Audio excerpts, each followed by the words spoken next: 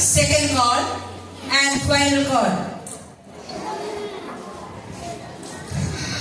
മാന്യസദസ്സിന് വന്ദനം. വിശപ്പ് സഹിച്ചവനെ പച്ചവെള്ളത്തിന്റെ മതിലമറിയൂ എന്നൊരു ചൊല്ലുണ്ട്. നമ്മളൊക്കെ എത്ര സൗഭാഗ്യമുള്ളവരാണ്. ഇഷ്ടമുള്ള ആഹാരം, ഇഷ്ടമുള്ള വസ്ത്രം എന്താഗ്രഹിച്ചാലും വാങ്ങിത്തരുന്ന മാതാപിതാക്കൾ. പക്ഷേ ഇതൊന്നുമില്ലാത്ത എത്രയോ കുട്ടികൾ നമുക്ക് ചുറ്റുമുണ്ട്. അങ്ങനെയുള്ള ഒരു ബാലന്റെ കഥയാണ് ഞാനിവിടെ പറയുന്നത്. എന്റെ കഥയുടെ പേരെന്താണെന്നോ കൂട്ടുകാരെ? ആഗ്രഹം. ഒരിടത്ത് ഒരു കൊച്ചു ഗ്രാമത്തിൽ ഓലമേഞ്ഞ ഒരു കൊച്ചു കുടിലുണ്ടായിരുന്നു. ആ കുടിലിൽ ഒരു ബാലൻ താമസിച്ചിരുന്നു. ആ ബാലന്റെ പേരാണ് കുട്ടൻ.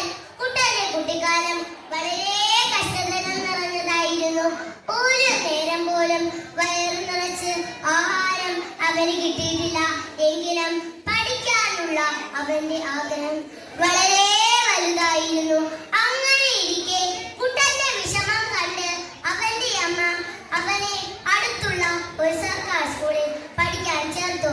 സ്കൂളിൽ കുട്ടന്റെ കൂട്ടുകാർ ഭംഗിയുള്ള വസ്ത്രങ്ങളും ബാഗുമൊക്കെ ധരിച്ചു വരുന്നത് കണ്ടപ്പോൾ കുട്ടന്റെ അമ്മയ്ക്ക് അവന്റെ മുഖത്ത് നോക്കാൻ പോലും സാധിച്ചില്ല. പക്ഷേ നമ്മുടെ കുട്ടന് എങ്ങനെയെങ്കിലും പഠിച്ചാൽ മതിയായിരുന്നു. അത്രയ്ക്ക് ഇഷ്ടമായിരുന്നു അവന് പഠിക്കാൻ. സ്കൂളിൽ കുട്ടന് ബാബു എന്ന ഒരു കൂട്ടുകാരനെ കിട്ടി. അവൻ ഒരു ധനിക കുടുംബത്തിൽ നിന്നാണ് വരുന്നത്.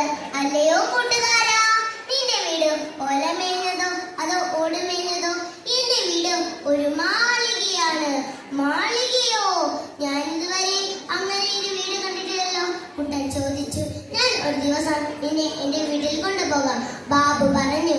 അങ്ങനെ കൂട്ടുകാരനായ ബാബുവിന്റെ വീട് കാണാൻ കുട്ടൻ ചെന്നു. അവിടെ കണ്ട കാഴ്ചകൾ കുട്ടനെ അത്ഭുതപ്പെടുത്തി.